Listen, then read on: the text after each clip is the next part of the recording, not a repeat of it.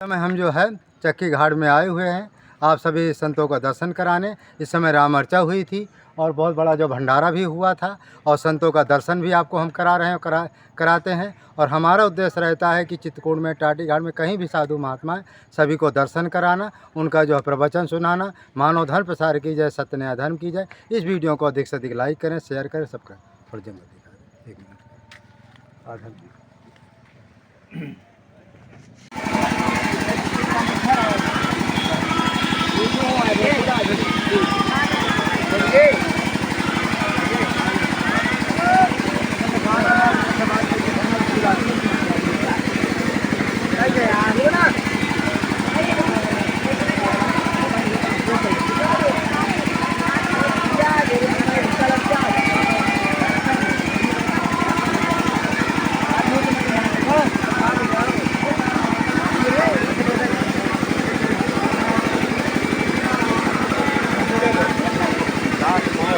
देखिए चक्की अनसुईया में है, यहाँ सभी संत लोग कितना बढ़िया से पा रहे हैं।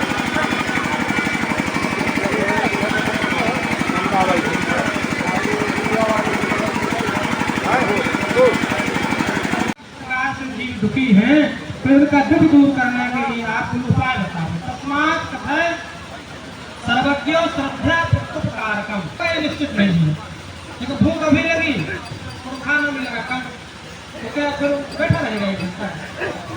ये तो भाई भूख लगी तो प्रसाद मिल जाए तो हमारी पिता शांति होगा, आपको शांति मिलेगी। लेकिन भूख लगी अभी वो कहा कि नहीं प्रसाद तो मिलेगा भाई आपके पास यही है कि उपाय है, उपाय करने के बाद भी फल कब मिलेगा उसका, इसका निश्चित नहीं है। इसलिए है बोले वाला आपको ऐसा उपाय बतावे कि जो सर्वाभीष्टार्थम, जो सभी को अपनी अभीष्ट वस्तु देने में समर्थ हो, क्योंकि उपाय वही है जो सभी को फल दे। अब उसी उपाय को एक व्यक्ति कर रहा तो उसको उसका फल मिल जाए, तो दूसरा कर रहा उसको फल ना मिले, तो उपाय नहीं है। सम्यक विचित्त विश्वेशम मेन सिद्धेर भवेत् ध्रुवम। जब इस प्रकार से प्रार्थना की माता पार्वती ने भोले बाबा से, भोले बाबा ने शांत हो गए, कम होकर के सोचने लगे मैं क्या करूं। तो थोड़ी देर के बाद में खोल करके भगवान शंकर जी कहते हैं श्री महादेवाच धन्यासी कृत पुण्यासी पुण्य रूपासी पार्वती यतस्त्वं सर्वलोकानां हितं वाञ्छसि सर्वदा। देवी आपको धन्य है। क्यों धन्य है? क्योंकि पार्वती जी ने अपने लिए नहीं पूछा था। जो अपने लिए अपना हित चाहते हो तो भगवान प्रसन्न नहीं होते। अपना हित तो चाहे लेकिन साथ में दूसरे का भी हित चाहिए, उसमें भगवान जल्दी प्रसन्न होते हैं। तो माता जी ने सब संसार के हित की वार्ता पूछी, इसलिए भगवान शंकर जी प्रसन्न हो गए। कहा कि देवी आपने संसार के लिए पूछा है, और माँ तो वही है जिसको सबके ऊपर रमता हो। तो माता पार्वती सबकी माँ है, सब चराचर जीवों की माँ है। उन्होंने सब संसार के लोगों के लिए पूछा कि सभी लोग सुखी कैसे हो। भगवान शंकर जी कहते देवी मैं आपको बताऊंगा, सुदेव प्रख्यामी प्रयत्नम परमाद्भुतम। बड़ा अद्भुत प्रयत्न बताऊंगा मैं। तो कैसा है? कहा इसको किए नहीं, जैसे स्मरण मात्र सिद्धि प्राप्त होती दुर्लभम। अभी इससे क्यों किया नहीं, स्मरण मात्र कोई कर ले उसको सिद्धि प्राप्त हो जाती है। तो कहा वो क्या है? कहा यज्ञा श्री रामचंद्र साधना नाम च साधका। तो श्री राम यज्ञ है, राम यज्ञ माने श्री रामार्चा यज्ञ। रामार्चा यज्ञ का नाम ही लगे कोई मन में ऐसा विचार करने के रामार्चा करेंगे, उसी समय उसको संपूर्ण सिद्धियां प्राप्त हो जाती हैं। धर्मार्थ काम मोक्षाम प्राप्त पुष्ट पुष्टिदा। धर्म अर्थ काम और मोक्ष की प्राप्ति हो जाती है। हे देवी इसी रामार्चा से ब्रह्मा जी सृष्टि की रचना करते हैं, भगवान विष्णु संसार का पालन करते हैं, और शंकर जी कहते हैं जब मुझे संसार का संहार करना होता है तब मैं भी रामार्चा से ही शक्ति प्राप्त करता हूँ। ब्रह्मा सृजति यज्ञेन विश्वं विष्णुश्च रक्षति यज्ञेनाहं जगत् सर्वं नाशयामि वरानने। ऐसी दिव्य रामार्चा की महिमा है। रामार्चा की से बढ़ के न कोई यज्ञ है, न कोई दान है, न कोई तप है, न कोई जप है। रामार्चायः परो यज्ञो रामार्चायः परम जपः रामार्चायः परम दानम रामार्चायः परम तपः। संपूर्ण साधनों से श्रेष्ठ यदि कुछ है उसकी रामायणता है, इसके बराबर भी कोई साधन नहीं है, फिर बड़े तो होंगे ही क्या। इसलिए यदि जीवन में किसी ने अनेक दान योग यज्ञ व्रत किए और उसने रामायण नहीं किया तो उन यज्ञों का उन अनुष्ठानों का फल मिला निश्चित नहीं है। मिल भी सकता है, समय पर नहीं भी मिल सकता है, लेकिन रामायण कर लिया कि किसी ने और कुछ नहीं किया तो उसको संपूर्ण साधनों का फल उसी समय प्राप्त हो जाता है। हे देवी, इस प्रकार से ऋण भार प्रहरणम, यदि कोई ऋण के बोझ से दब गया हो, यदि रामायण कर ले तो ऋण से मुक्ति मिल जावे। आदि और व्याधि को नष्ट करने वाला है, पुत्र पौत्रों के सुख को देने वाला है। रामायण सर्वसिद्धि ही सर्वेशाम श्रेष्ठताम, जो रामायण करने वाला व्यक्ति चाहता है उसको निश्चित रूप से प्राप्त हो जाता है। जब जब काम तब तब प्राप्त होती निश्चितम, रामायण करने वाला जो सोचता है उसको प्राप्त होता है, इसमें संशय नहीं है। इसलिए देवी कल्प कोटि शास्त्रेषु न तेषां फलभाग भवेत्। भोले बाबा कहते कि हे देवी, करोड़ों कल्पों तक यदि रामायण की फल की महिमा का ही वर्णन किया जाए तब भी कोई कर नहीं सकता है। इसलिए अत्र ते कथयस्यामि कथा पुराण की सुधा, यहाँ पर मैं पुराण की एक कथा सुना रहा हूँ। प्रलयांते महाविष्णु नाभिकंजा जगत गुरु, और संसार में प्रलय हो जाता है, महाप्रलय, संपूर्ण जीव भगवान के उदर में समाहित हो जाते हैं और पूरी पृथ्वी जल से मग्न हो जाती है। कुछ नहीं यहाँ दिखता है, कुछ बचता नहीं है, न जीव न जंतु न पेड़ न पौधा न कोई प्राणी, सब जलमग्न हो जाती है, संसार हो जाता है। उसी को महाप्रलय कहते हैं। तो महाप्रलय में भगवान जल में शयन करते हैं। जल में शयन करते करते अनंत काल में व्यतीत हो जाता है। भगवान के मन में जिज्ञासा होती है कि अकेला मैं क्या करूँ यहाँ परेशान। तो एक वो हम बहुत श्याम वहाँ की कल्पना ठाकुर जी करते हैं और भगवान के नाभि से कमल निकलता है, कमल पर ब्रह्मा जी की सृष्टि हो जाती है। ब्रह्मा जी चारों तरफ जब देखते हैं आँख फाड़ के तो विचार मुक्त हो जाते हैं। उसी समय आकाशवाणी होती है, ब्रह्मांडम कमलोद्भव वृत्तियाम सृष्टि संकुलाम। ब्रह्मा जी तुम सृष्टि करो, कैसी सृष्टि करो, कहा जो बढ़ने वाली है। ब्रह्मा जी तो चारों तरफ जल ही जल है, सृष्टि कैसे करो, तो न समर्थ तो हम सृष्टि को बन। ब्रह्मा जी कहते प्रभु मैं सृष्टि करने में समर्थ नहीं हूँ। संयोग करते हैं, यज्ञ करते हैं, भगवान प्रकट नहीं होते हैं। भगवान की शरण ग्रहण करते हैं ब्रह्मा जी। तस्याहं शरणं प्राप्तो भूयो भूयो नमाम्यहम् कर्ता कार्यता शोध्य भवेन में दृष्टिगोचरः। जिसने मुझे आकाशवाणी के द्वारा सृष्टि रचना करने की आज्ञा दी है, ऐसे परम पुरुष परमात्मा की मैं शरण में हूँ। भगवान शरण से शीघ्र प्रसन्न होते हैं, न व्रत से प्रसन्न होते हैं, न योग से, न किसी से। शरणागति से तुरंत भगवान प्रसन्न हो जाते हैं। ठाकुर जी प्रकट हो गए तो ब्रह्मा जी ने कहा कि प्रभु आपने कहा सृष्टि करो, मैं सृष्टि कैसे करूं। तब ठाकुर जी ने कहा कि ब्रह्मा जी तुम रामार्चा करो। रामार्चा कैसे करें, रामार्चा के बारे में ब्रह्मा जी नहीं जानते थे। तब भगवान ही रामार्चा की महिमा बतलाते हैं। श्री भगवान वाचो सुरसवावहते ब्रह्मन् रामार्चा सर्वसिद्धिदां यां कृत्वा मानवः सर्वे सर्वसौभाग्य सत्तमः। भगवान कहते हैं कि इस रामार्चा करने वाला व्यक्ति सौभाग्यशाली हो जाता है। जब तक वास्तव में रामार्चा नहीं किया तब तक उसका सौभाग्य नहीं जगता है। जब जीव रामार्चा कर लेता है तो वो सौभाग्यशाली हो जाता है। इसलिए रामार्चा जब करना हो तो राम भक्तान समाहूय, भगवान के भक्तों को बुलावे। भगवान के भक्त माने संतों को, और बंधु वर्णान श्रद्धा, अपने बंधुओं को, भाइयों को, अपने परिवार वालों को, सबको बुलावे। तब करे रामार्चा तो कहा पंचम्याम पंचदश्याम मां द्वादश्याम संक्रमे मने नवम्याम मायस्मिन् कस्मिन् तने अथवा पंचमी को, पूर्णिमा को, नवमी को, दशमी को, द्वादशी को, अमावस्या को, अष्टमी को, और यस्मिन् कस्मिन् तने अथवा कभी भी रामार्चा किया जा सकता है। एक चार रामार्चा करे तो आज ना करे। इस प्रकार से जहाँ पर रामार्चा करना है वहाँ की भूमि का शोधन करके साफ सफाई करके सुंदर मंडप बनावे, जैसे अपने यहाँ बनावे।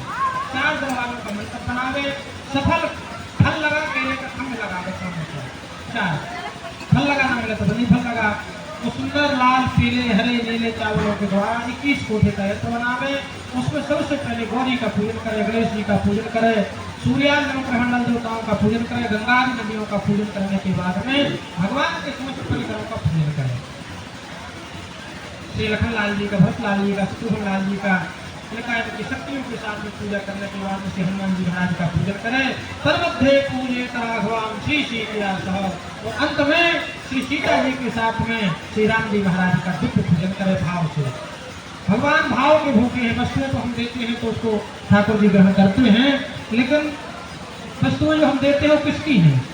हमको जो कुछ मिला है वो सब परमात्मा का है। हमारा ये शरीर भी भगवान ने दिया है हमको।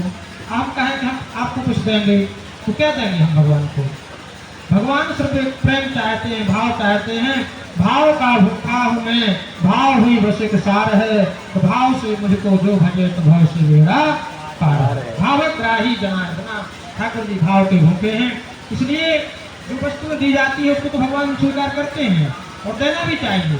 हमारी जो श्रद्धा है उसके अनुसार भगवान को, क्योंकि भगवान की 3 प्रकार की पूजा होती है, तनुजा, वित्तजा और मानसी। तनुजा माने तन से सेवा करना भगवान। यदि हमारे पास पैसा नहीं है तो तन से फूल ला दे, जल ला दे, फल ला दे, कोई ये काम करो तो कर दे, झाड़ू लगा दे, भगवान का बर्तन धो दे, ये तन की सेवा हो जाए। और दूसरी, हमारा शरीर नहीं चलता है तो वित्तजा, वित्त माने धन, पैसा दे दे, पैसे से फूल आ जाएगा, तुलसी आ जाएगी, फल आ जाएगा, आ जाएगी, तो ये वित्तजा, धन से सेवा करे। और यदि हमारे पास धन भी नहीं है और तन भी नहीं है तो फिर मन से सेवा करें। तो प्रभु मैं करना तो चाहता हूँ लेकिन मेरा शरीर चलता नहीं है और मेरे पास पैसा है नहीं, तो कैसे? हमारा जैसा भाव हो उस तरह से भगवान की सेवा करें और बड़े प्रेम से भगवान का सुंदर, यदि सामर्थ्य हो तो स्वर्ण ठाकुर जी की सोने की मूर्ति बनावे और उसमें भगवान की पूजा करें। सोने की मूर्ति तो साले ग्राम से ऊपर ही, जैसे हम आपने किए, भगवान की पूजा करें। भी नहीं है तो तिल का पिंड बना ले करके पूजन करें, क्योंकि भगवान जहाँ भक्त कहता है वहाँ ठाकुर जी प्रकट हो जाए। भगवान का ये स्वभाव है। भगवान कहाँ नहीं है? जब सभी देवता भगवान की खोज में निकले तो कहा पहुंच गई और वैकुंठ दान कोई कहता वैकुंठ चलो, कोई कहता क्षीरसागर चलो। शंकर जी से पूछा पार्वती जी ने, आपने कुछ नहीं कहा? कहते वो कहता जब कोई सुनता तब तो कहता, वहाँ कुतुब में हो रही थी तो भगवान शंकर जी कहते मैंने कहा वचन एक कहे, वचन कहा, क्या कहा? कहा हरि व्यापक सर्वत्र समाना, प्रेम से प्रकट हो ही में जाना। भगवान सर्वत्र है लेकिन प्रेम से प्रकट होते हैं। भक्त का प्रेम ठाकुर जी देखते हैं तो ठाकुर जी प्रकट हो जाते हैं। इसी तरह बड़े भाव से प्रेम से भगवान की पूजा करें। अनेक प्रकार के धूप दीप नैवेद्य, मोदिका नाम नैवेद्यम पंच से भगवान के भोग में कम से कम 5.25 किलो लड्डू का भोग दिया है और अनेक प्रकार के मालपुआ, बर्फी, रबड़ी, रसमलाई, 56 प्रकार का भोग भगवान को लगावे। 4 परिक्रमा करे ठाकुर जी की और नारियल और दक्षिणा चढ़ा करके भगवान को दंडवत करे। इस प्रकार से जो भगवान की पूजा करता है ठाकुर जी कहते हैं मैं प्रसन्न हो जाता हूँ। हे ब्रह्मा जी, पूर्व वाले प्यारत्तो मंदक न्यासते सुरे चित्रकूट एकता सृष्टम श्री रामार्चा ममाज्ञा। श्री ठाकुर जी कहते हैं कि ब्रह्मा जी, पूर्व काल में, पूर्व जन्म में तुमने इसी चित्रकूट में, इसी मंदाकिनी के तट पर रामार्चा किया था मेरी आज्ञा से। मुझे स्मरण है लेकिन तुमको स्मरण नहीं है। और वास्तव में जब यहाँ रामार्चा होता है तो वही लगता है कि ब्रह्मा जी ने ही रामार्चा किया, क्योंकि इतना सुंदर यहाँ का वातावरण, वट वृक्ष, सामने कलकल करती हुई मंदाकिनी गंगा और इसी के तट पर ब्रह्मा जी ने रामार्चा किया था। तो वही भूमि है जहाँ ठाकुर जी की आज्ञा से ब्रह्मा जी ने रामार्चा किया। और आज हम आप सब बड़े भाग्यशाली हैं ठाकुर जी की कृपा से।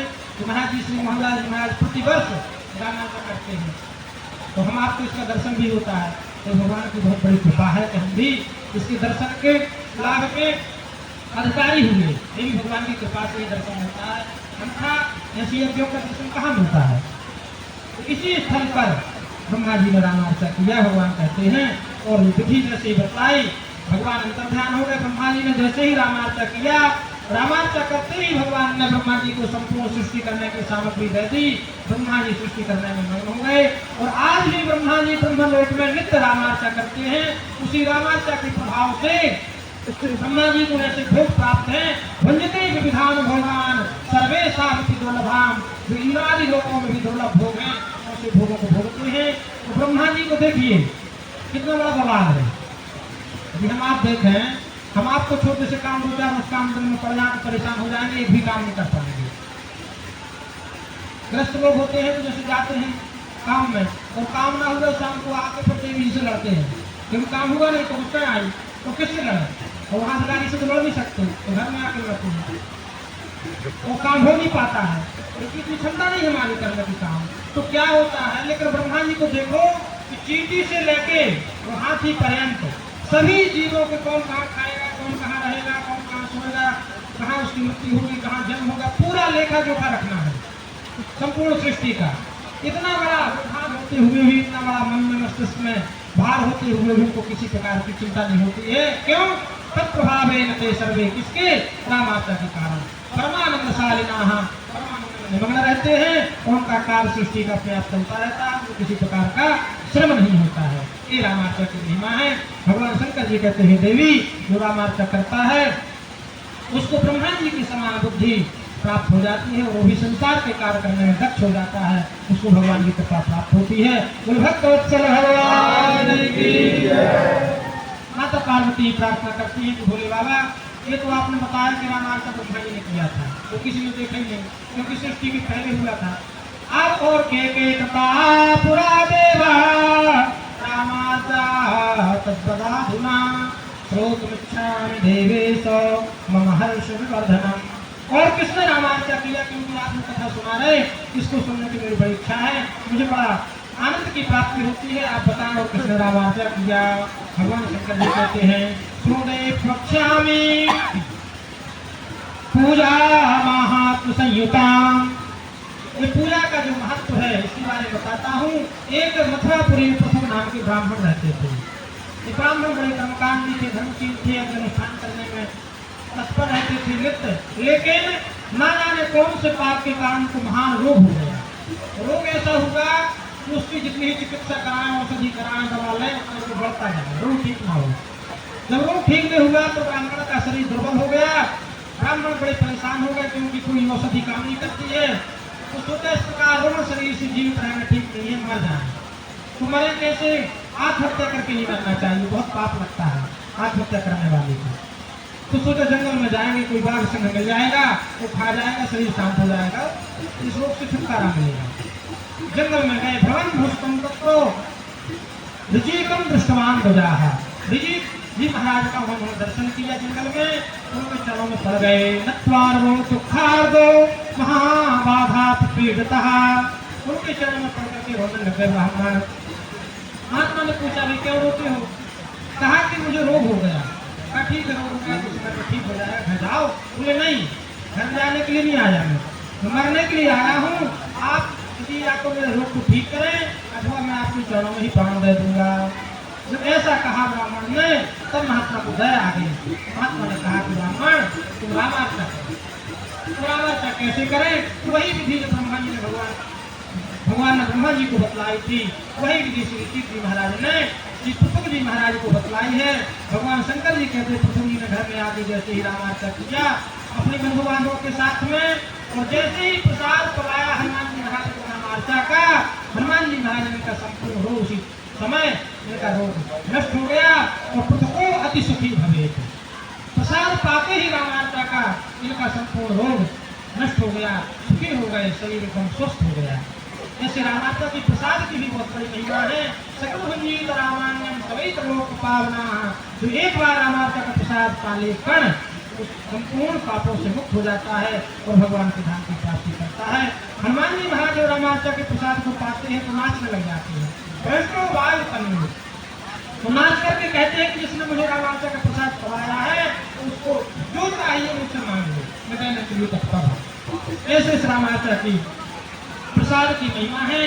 अब तो जब पृथु जी महाराज का रोग ठीक हो गया तो प्रत्येक वर्ष रामार्चा करने लगे। एक बार पूर्णिमा के दिन पृथु जी महाराज रामार्चा कर रहे थे, अपनी बंधुओं के साथ में उसी समय भगवान को 56 भोग लगा था। एक बंधुक नाम का भीमर बहेली है, वहीं से निकल रहा था। उसका व्यापार था पशुओं को मारना, पक्षियों को मारना, जंगल में हिंसा शिकार करना, यही काम था उसका दिन रात। उस दिन उसको कोई शिकार मिला नहीं, भूखा प्यासा भटक रहा था। जहाँ पर रामार्चा हो रहा तो वहीं से निकला, भगवान को भोग लगा था, भी लगेगा अपने यहाँ 56 भोग। तो 56 भोग जब उसने देखा, उसने सोचा कि यहाँ बैठना चाहेगी, क्योंकि कुछ भूख कर लिया नहीं आदमी। तो बैठा, उसने कथा सुनी, भगवान का दर्शन किया और प्रसाद वितरण हुआ तो उसको भी दिया गया। उसने प्रसाद पाया, प्रसाद पाकर वहाँ निकल दिया, जंगल में उसको बाघ ने मार डाला। जब वो मरा, भयंकर यमराज के दूत आए उसको पकड़ने के लिए। जमदूता समाज क्रोधवंतो भयंकराः पाशे बद्ध्वा समाने दंडम ताड़ेत। पास में बांध लिया यमराज के दूतों ने और दंड से उसको पीटने लग गए। जब उसकी पिटाई हो रही थी, उस समय क्या देखता है कि भगवान के पार्षद आ गए वहाँ। भगवान के पार्षदों ने कहा यमराज के दूतों से, इसे छोड़ दो। यमराज के दूतों ने देखा कि तुम लोग कहाँ से आए, क्यों छोड़ दे इसको। भगवान के पार्षद भगवान की तरह होते हैं, उनके विचार होता संग चक्र गदा पर उनके हाथों में रहते हैं और भगवान की जो सारूप मुक्ति जिसको मिलती है वो भगवान के पार्षद होते हैं। भगवान और भगवान के पास थोड़ी सा भेद है, सब लोग उस भेद को जान नहीं पाते हैं। जैसे भरत राम ही की अनुहारी, भरत और राम में अंतर करना सबके बस की बात नहीं है, पहचान नहीं पाते एक से है, क्योंकि भरत जी राम जी के पार्षद हैं। तो इसी तरह उन पार्षदों की तरफ देखा यमराज की दूतों ने और बात नहीं मानी। भगवान के पास उन्होंने समझाया कि इसको छोड़ दो। जब नहीं माने तब इन्होंने एक को एक मौका मारा, उसकी सब नसें ढीली हो गई, छोड़ करके भागे अपने दंड पास लेके। जमदूता समाजमो संवादम तन्निवेदयत, यमराज जी को सब संवाद सुनाया, कहा महाराज नौकरी चाकरी नहीं करना, हम तो जानते थे कि आप ही सबसे बड़े मालिक हो हमारे। क्या हुआ, अरे कहा कि हम एक पापी को लाने के लिए गए थे, उसको बांध करके ला ही रहे थे कि ना जाने कहाँ से चमकीले चमकीले 4 लोग 4-4 हाथ के वहाँ आ गए और हम लोगों को मारा पीटा और उसको छीन करके ले गए। क्यों ले गए, अरे कहा क्यों ले गए, उसने एक बार रामार्चा का प्रसाद खा लिया था। जब रामार्चा का नाम लिया, धर्मराज जी ने अपने दूतों के मुख पर हाथ रख दिया, कहा कि रामार्चा का नाम बंद लो, कट लो यहाँ, क्योंकि अपना ये व्यापार ही बंद हो जाएगा। ये जो नरक में जो जीव पड़े हुए हैं, ये रामार्चा का नाम सुनते ही भगवान के धाम के अधिकारी हो जाएंगे, तो हम आप इसके लिए बैठे हो, दुकानें बंद हो जाएंगी तो क्या करेंगे। भगवान ने उसके बाद चौकी और समझाया कि सत्य भुंजित रामान्नम, जो एक बार भगवान का प्रसाद फूल को उठाया उड़ा करके रामार्चा में चढ़ा दिया। और यहाँ जब ये विमल घर में आया, इसने वेश्या में कुछ पैसा दिया तो वेश्या की बुद्धि में हो गई, क्योंकि उनको पैसा चाहिए था। तो जब उनकी बुद्धि में आया कि वो चोरी करता है और कभी न कभी पकड़ा जाएगा, तो जब पकड़ा जाएगा तो इसका तो जो राजा करेगा तो करेगा, हमको भी जेल में डाल देगा और हमारा जो धन है वो भी राजपाट करेगा, छापा डलवा करके डालेगा, इसलिए क्यों ना इसको ही मार डाले। तो 5 वैश्याएं थी, उन्होंने इसके गले में फांसी मार करके ठंडा लस्सी से 2-3 स्टोव से खींचा। वो पापी था तो पापी जल्दी मरता नहीं है, मर नहीं रहा था, चिल्ला रहा था, तो इसके मुख में अंगारा डाल दिया आग के और गड्ढा खोल करके वहीं दफना दिया, ऊपर से मिट्टी डाल करके। कोई पूछता विमल कहाँ है, कहा तो पैसा कमाने गया कहीं जा रहा है। अब जब ये मरा तो इसको भी भयंकर यमराज के दूत लेने के लिए आए, तो इसको ले करके धर्मराज सभी जीवों का, हमारा आपका सबका पाप और पुण्य रोज का प्रत्येक क्षण का लिखा जाता है। 2 देवता है चित्र और बैठे रहते हैं, वो सब लिखते हैं कहाँ के समय आपने पाप किया। जब आप कुछ करते हैं, गलत काम चोरी करते हुए देख के चालू तो देख तो नहीं रहा, तो संसार वाले देख भी रहेंगे तो क्या होगा, देखने वाला वो देख रहा है, उसने लिख लिया कि आपने चोरी की, कि आपने क्या किया। तो इसके भी पाप और पुण्य की जब वहाँ लिस्ट खोली गई, डायरी निकाली गई, तो धर्मराज जी ने कहा क्यों विमल, तो ये बता पहले पाप भोगेगा अपना कि पुण्य। आज होगा तुम्हारा पुण्य है क्या मेरा, क्योंकि जीवन में मैंने पाप ही पाप को किया है। तो धर्मराज ने कहा तेरा एक पुण्य है, क्या पुण्य है, कहा तू चोरी करता था फूलों की, तो कहा पुण्य की पाप, कहा सुन पूरी बात, कहा चोरी करता था तो रात्रि फूल चुराता था, यहाँ उसी समय तेरे हाथ से एक फूल टूट करके गिर गया, तो वही पुष्प एक ब्राह्मण के द्वारा रामार्चा में चढ़ गया, उसका तुझे एक फल मिलेगा कि 6 महीने तक सुंदर पुष्प विमान देखे। पुष्प विमान बहुत बड़ा विशाल विमान, इसमें 7 व्यवस्थाएं, सोने के लिए अलग, रहने के लिए, खाने के लिए, जैसे आजकल अपन मकान बनाते हैं कोठी, सोने के लिए अलग होता है, पूरा वातानुकूल देसी आज की भाषा में, ठंडी में गर्म, गर्म में ठंडा, और ऐसा नहीं वो जहाँ चाहो वहाँ जावे, हमें उसको डीजल की न पेट्रोल की आवश्यकता है, काम मनोकामना से चले वो दिमाग, और संपूर्ण प्रकार की उसको सुविधा, हर प्रकार की भोग वस्तुएं, खाने पीने की सब वस्तुएं, प्रकार के फलों के रस, ऐसे पुष्टिवर्धक, इसमें औषधियाँ, पुष्पमान कहीं वर्णन करे तो बहुत समय लग जाएगा। वो कहा कि 6 महीने के लिए तुझे पुष्पमान मिलेगा, और फिर तुझे पाप न भोगना पड़ेगा। तो भगवान की कृपा इस भक्त के ऊपर ऐसी हुई, इसकी बुद्धि मिल गई। उसने कहा, मन में सोचा कि बताओ, एक पुष्प चढ़ गया वो भी धोखे से, बिना जाने टूटा, स्मरणार्थतम पुष्पम रामाचार्य हमें नमो, बिना जाने अनजाने में पुष्प रामाचार्य में चल गया, उसका फल पुष्पमान 6 महीने के लिए मिल रहा है, तो केवला में इस पुष्प विमान को ही रामाचार्य में चला दूं, और उसी समय तुक्ते विविधे पुष्पमान, मेरा जो पुष्प विमान है अब मुझे ही मिला तो मेरा है, इसी में इसको रामाचार्य अर्पण कर रहा हूँ, ऐसा इसने संकल्प कर दिया। जैसे ही संकल्प किया, भगवान शंकर जी कहते हैं, हे देवी, इत्युक्ते विमले देवी पुण्य वृद्धि तो सर्व पाप देवी विमलो दिव्य रूपवान, इसके संपूर्ण पाप नष्ट हो गए, दिव्य रूप इसको प्राप्त हो गया, भगवान की सारूप मुक्ति इसको प्राप्त हो गई, इसके हाथ में भी शंख चक्र गदा पूजने आ गए, और भगवान स्वयं विमान लेकर किसके सामने प्रकट हो गए। सभी धर्मराज, सभी संतों के, ऋषियों के, मुनियों के देखते देखते धमद, तो भगवान ने हाथ पकड़ा, अपने विमान पर बैठाया और भगवान दिव्य धाम को ले गए। बोले भक्तवत्सल भगवान की। शंकर जी कहते, देवी, जो योगियों के लिए गति दुर्लभ है, वो आप देखिए, एक पुष्प चढ़ाने से, बिना जाने अनजाने में पुष्प चढ़ गया दूसरे के द्वारा, तो जो अपना धन लगा करके, अपना समय लगा करके रामार्चा करेंगे, वो कैसे भी है कोई हो, उनको क्या फल नहीं मिलेगा, उनको क्या फल मिलेगा। भगवान शंकर जी कहते हैं, इसका वर्णन न तो मैं कर सकता हूँ, न शेष, न शारदा, न सरस्वती, कोई रामार्चा करने वाले को कितने फल की प्राप्ति होती है, इसका कोई वर्णन नहीं कर सकता है। 1-2 दिन तक नहीं, कहा करोड़ों कल्पों तक, करोड़ों वर्षों तक यदि रामार्चा के फल की क्या महिमा होती है, उसका वर्णन नहीं किया जा सकता है। इस प्रकार से हे देवी, ब्रह्मा जी तो रामार्चा करते हैं ब्रह्मलोक में। एक बार ब्रह्मा जी ने रामार्चा किया, नारद जी के द्वारा मुझे प्रसाद भेजा रामार्चा का, उस समय आप मंदाकिनी में स्नान करने के लिए गई थी, मैंने पूरा प्रसाद पा लिया, और प्रसाद पाके भगवान शंकर जी नाचने लगे प्रसन्नता में। तब तक पार्वती जी स्नान करके आई, बोले बाबा आज कैसे आप प्रसन्नता में नाच रहे हैं। शंकर जी ने कहा, मैंने रामार्चा का प्रसाद पाया है। देवी ने कहा, मेरे भाग कहाँ है, मुझे भी तो आपको रखना चाहिए, क्योंकि पति को चाहिए तो अपने पत्नी का भाग रखे। भोले बाबा कहे कि प्रसन्नता के कारण मुझे कोई ध्यान नहीं रहा, मैं आपका हो गया, पूरा प्रसाद पा गया। तब तो माता पार्वती जी की बहुत गई, और उन्होंने श्राप भी दे दिया कि आपका जो रूखन खाएगा तो कुत्ते की योनि को प्राप्त करेगा।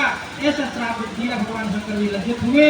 भगवान शंकर जी ने रामार्चा किया, और जब रामार्चा का प्रसाद माता पार्वती जी को पकड़ाया तो पार्वती जी क्रोध शांत हुआ, और उन्होंने श्राप को भी ठीक कर दिया। इस प्रकार से भगवान ब्रह्मा ब्रह्मलोक में, भगवान शंकर जी शिवलोक में, और भगवान विष्णु विष्णु लोक में नित्य रामार्चा करते रहते हैं। ऐसी इस दिव्य रामार्चा की महिमा है।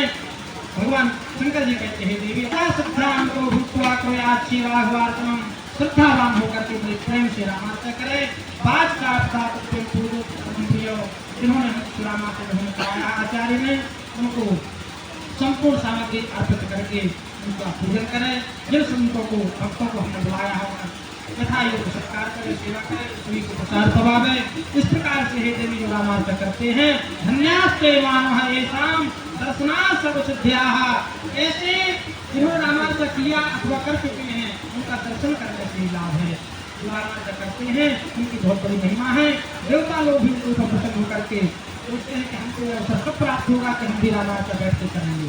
इसलिए देवी, लेकिन कलयुग में पापी पाखंडी बढ़ जाएंगे, इसलिए रामार्चा के बारे में कोई जानेगा नहीं। अनन्य कर्म तो करेंगे, ऐसा कर लो, कर लो, ये कर लो, ये ले लो, लेकिन रामार्चा के प्रार्थना भाग्यहीना नाम प्रीतिश्चास्मिन् न जायते, उनकी इसमें प्रीति नहीं होगी। किसकी प्रीति होगी इसमें रामार्चा में? कहा सर्वभूत साधु श्री राम जो भगवान के बड़े भक्त हैं, प्रेमी भक्त हैं, संत हैं, ये साधु संत रहते हैं, तपस्या करते हैं, ये संत ही रामार्चा की महिमा को जानते हैं, करते हैं और यही कराते हैं। भगवान की कृपा से आप हम सबको भी साथ में इसका दिव्य लाभ को प्राप्ति हुई है। ऐसे दिव्य रामार्चा की बड़ी महिमा है। जो रामार्चा करता है यह लोके सुखम भुक्त्वा प्राप्नुयात् राम सन्निधिं राम रूपामृतानंदो सिंधो मग्ने भवेत् ध्रुवम्। तो राम रूप होकर के दिव्य भगवान के धाम की प्राप्ति करता है। इस लोक में भगवान के प्रेम को प्राप्त करके आनंद पूर्वक जीवन यापन करता है। ऐसे इस रामार्चा की बहुत बड़ी महिमा है। संक्षेप में आप लोगता भगवान शंकर जी कहते हैं, देवी संक्षेप में मैंने रामार्चा की कथा आपको सुनाई। हमारे राम ने भी आपको संक्षेप में ही रामार्चा की कथा सुनाई, क्योंकि भोग लगना है, महात्माओं का भंडारा होना है, इसलिए रामार्चा की तो अनंत महिमा है।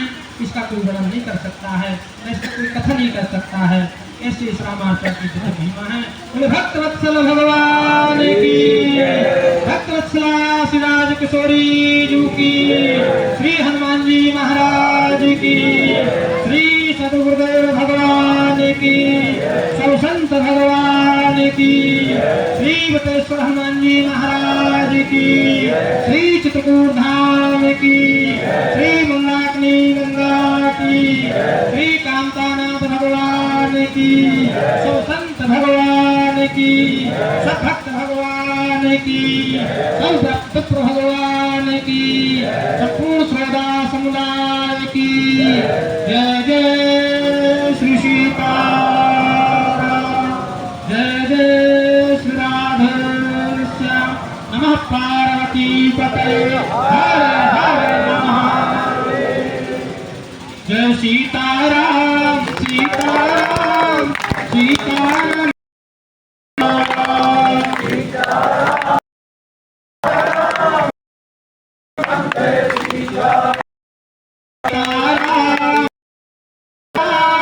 सीताराम जय सीताराम, सीताराम सीताराम सीताराम जय सीताराम, जय सीताराम सीताराम सीताराम जय सीताराम, सीताराम सीताराम सीताराम जय सीताराम, जय सीताराम सीताराम सीताराम जय सीताराम, सीताराम सीताराम सीताराम जय सीताराम, जय सीताराम सीताराम सीताराम जय सीताराम, सीताराम सीताराम जय सीताराम, सीताराम सीताराम जय सीताराम, सीताराम सीताराम सीताराम जय सीताराम। श्री सीताराम महाराज की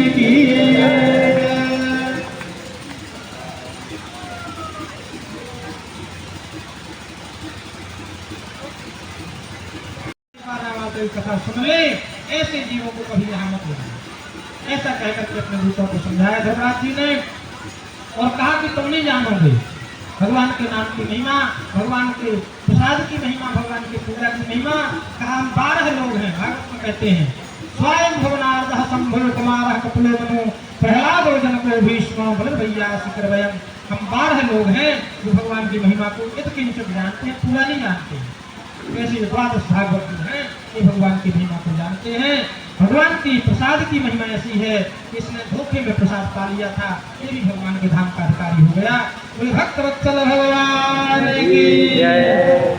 माता पार्वती जी कहते हैं, बोले बाबा और किसने रामार्चा किया? कथ्य कृपा सिंधो, आप कहें मुझसे कथा। बोले बाबा कहते हैं, श्री महादेव वाचो पुरा देवी विशालायाम कश्चित् वैश्यो वसस्तदा सर्वे विख्यातो धनाढ्यो असत्य संयुताः।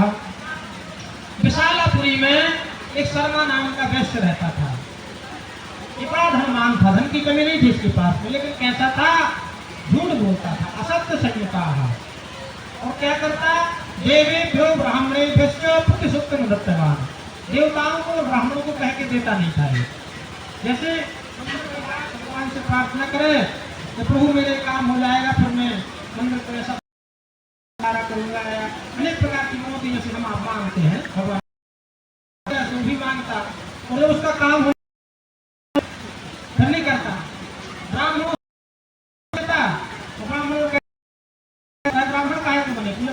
क्या करोगे?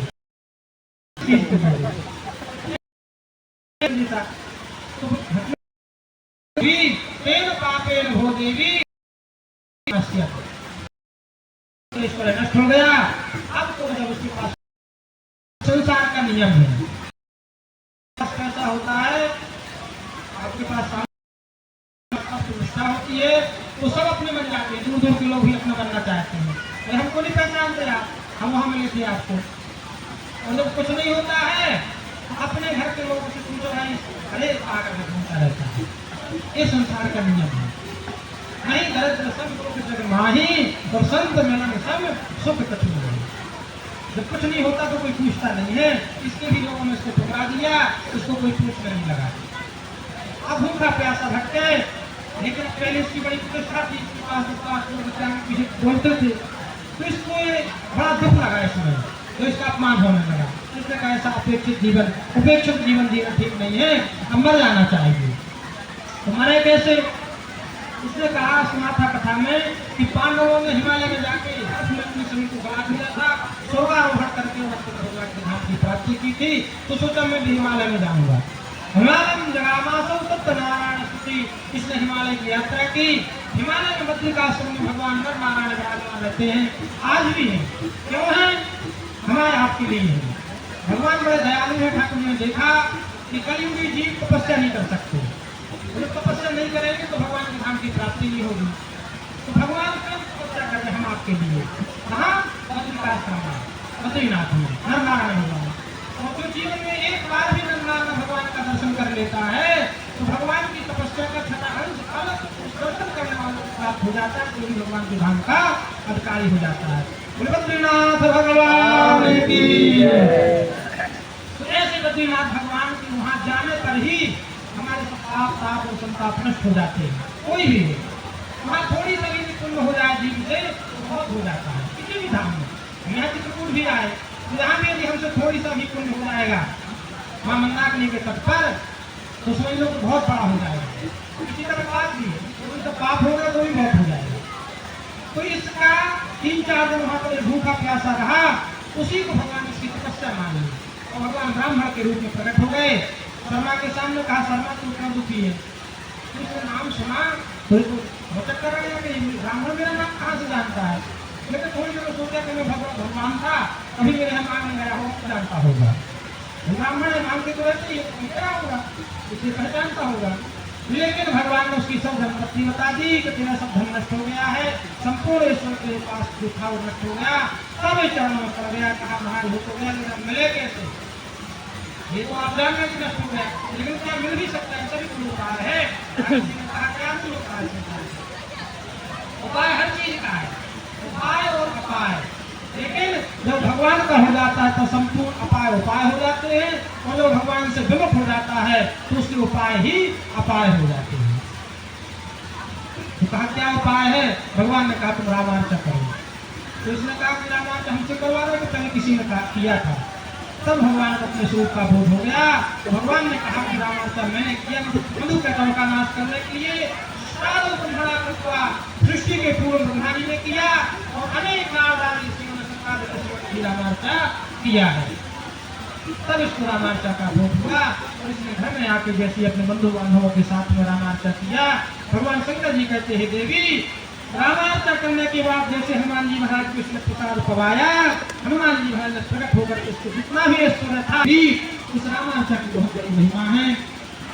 इस रामार्चा की महिमा का कोई वर्णन नहीं कर सकता है। बोले भक्त वत्सल भगवान की। माता पार्वती अंतिम वार्ता पूछती है कि बोले बाबा ये बताइए कि जब इसका इतना बड़ा प्रभाव है तो रामार्चा कौन कर सकता है और कौन नहीं कर सकता है? माता पार्वती ने पूछा। भगवान कही ही प्रकर्तव्य वर्णैर्योत्तमा शुभा रामार्चा तत्समा चक्षुः रामार्चा क्या कोई वर्ण विशेष को करना चाहिए कि इसमें सबका अधिकार है? क्योंकि हमारे यहाँ 4 वर्ण हैं शास्त्रों में, ब्राह्मण क्षत्रिय वैश्य और शूद्र। तो माता तो सबकी माँ है। और देखिए 4 वर्ण भगवान के हैं, चतुर्वर्णा मया गीता गीता भगवान कहते हैं और भगवान वेद कहते हैं ब्राह्मणों से मुखमासीद बाहु राजन्या कृतः ऊरु तत् तेजस्यः पदव्या गुणसूत्रो अजायत। तो चारों भगवान के हैं तो क्या भगवान से अलग हो सकते हैं? भाई जैसे ऐसे समझो हमें 4 उंगली है, एक छोटी है फिर एक थोड़ी बड़ी है, एक ज़्यादा बड़ी है। अब हम कहें कि हमको काट के बराबर करेंगे तो क्या कोई कर सकता है? अपने अंदर काटेगा तो मरेगा, रोएगा, खून बह जाएगा और उंगली कट जाएगी, कोई काम नहीं कर पाएंगे, हाथ खराब हो जाएगा। तो इस प्रकार से इसी तरह से जो चारों वर्ण भगवान के हैं, किसी को भी कोई कष्ट दिया जाता है उससे भगवान संतुष्ट नहीं होते हैं। लेकिन अच्छा एक और बात है, आज के कुछ समय पहले 10-20 साल पहले सब इकट्ठे रहते थे, सब वर्ण आराम से इकट्ठे रहते थे। लेकिन अब वर्तमान में क्या हुआ, धर्मियों ने हम हिंदुओं में फूट डालने के लिए हम आपको ही आपस में भड़काना शुरू कर दिया है, वोट के लिए, राजनीति के लिए। अरे तुम्हारा तो ब्राह्मण शोषण करते हैं, तुम्हारा तो सब क्षत्रिय ऐसा करते हैं। कोई कुछ ना करता था ना अभी कोई करता है, आराम से रहते। लेकिन हम आपको क्या ना होने के कारण हम आपस में लड़ते हैं कि तुम तो ब्राह्मण हो, तुम तो क्षत्रिय हो, तुम तो शूद्र हो, तुम वैश्य हो। और वास्तव में यदि हम इकट्ठे नहीं रहे तो उस समय दूर नहीं होगा जो हम लोगों पर शासन न करेंगे। इसलिए सभी को एक साथ रहना पड़ेगा। तो एक है ही, लेकिन नियम कुछ जो हमारे शास्त्रों में बनाए हैं उसका भी पालन करना चाहिए। तो सभी भगवान के हैं, चारों वर्ण भगवान के हैं, चाहे ब्राह्मण हो, चाहे क्षत्रिय हो, चाहे वैश्य हो, चाहे शूद्र हो। यही माता पार्वती ने पूछा जब भगवान शंकर जी कहते देवी सभी रामार्चा करने के अधिकारी हैं, चारों वर्ण, चाहे ब्राह्मण हो, चाहे क्षत्रिय हो, चाहे वैश्य हो, सभी रामार्चा कर सकते हैं। लेकिन इसमें कुछ भेद है, ब्राह्मण क्षत्रिय और वैश्य को बैठ के रामार्चा करें।